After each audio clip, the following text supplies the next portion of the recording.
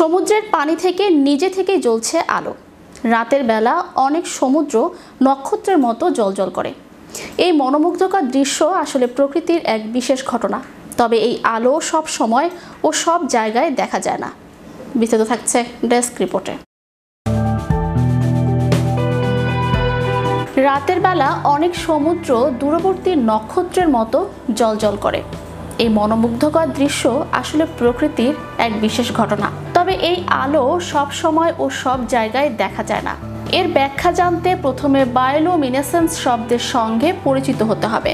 সমুদ্রের ভাবগতি বুঝতে একটি গুরুত্বপূর্ণ মাধ্যম হলো বায়োলুমিনেসেন্স শিকারি।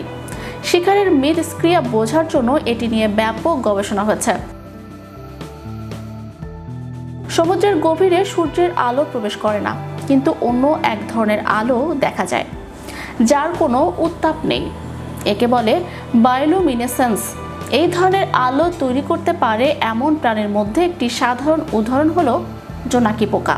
জীবন্ত প্রাণীর মধ্যে একটি রাসায়নিক প্রতিক্রিয়া ঘটানোর মাধ্যমে আলো উৎপাদনের প্রক্রিয়াকে বায়োলুমিনেসেন্স বলা হয়। সমুদ্রের 200 থেকে 1000 মিটার গভীরে কিছু জীবের দেখা মেলে যারা রাসায়নিক বিক্রিয়ার মাধ্যমে নিজেদের দেহে আলো তৈরি করতে পারে। এরা হলো বায়োলুমিনেসেন্স জীব। এর মধ্যে অন্যতম শৈবাল। বায়োলুমিনেসেন্স কেবল শৈবালের মধ্যেই সীমাবদ্ধ নয়, বরং এটি অন্যান্য সামুদ্রিক জীবেও দেখা যায়। যেমন কিছু প্রজাতির ব্যাকটেরিয়া, জেলিফিশ, কেঁচো, ক্রাস্টেসিয়ান, কাঁকড়া প্রজাতির প্রাণী এবং মাছে এই অনন্য বৈশিষ্ট্য দেখা যায়।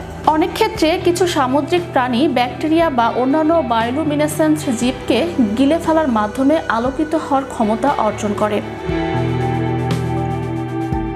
হাওয়াইয়ান ববটেল স্কুইড এর একটি উদাহরণ। আবার কিছু সামুদ্রিক প্রাণী শিকার আকর্ষণের জন্য নিজেদের আলোকিত করে। অ্যাঙ্গলার ফিশ এর মধ্যে অন্যতম।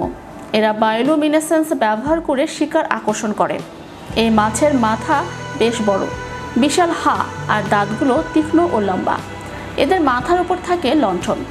একটি অ্যান্টেনার মতো অংশের প্রান্তে ঝোলানো থাকে বাল্ব। বাল্ব জ্বলতে দেখে ছোট মাছ কৌতূহলের বশে কাছে আসে, আর অ্যাঙ্গলার ফিশ তাকে ধরে ফেলে।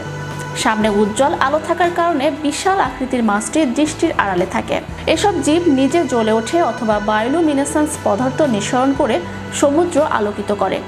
এই প্রাকৃতিক ঘটনা মানুষ দেখতে পায় যখন সমুদ্রে বায়োলুমিনেসেন্স জীব বেশি থাকে। এছাড়া প্ল্যাঙ্কটন ও জলজ বস্তুতন্ত্রের ক্ষুদ্র আণুবীক্ষণিক জীব সৈকতে আশ্রে পড়ে, বা কেউ সমুদ্রে পাথর ছুঁড়ে দিলে এরা অশান্ত হয়।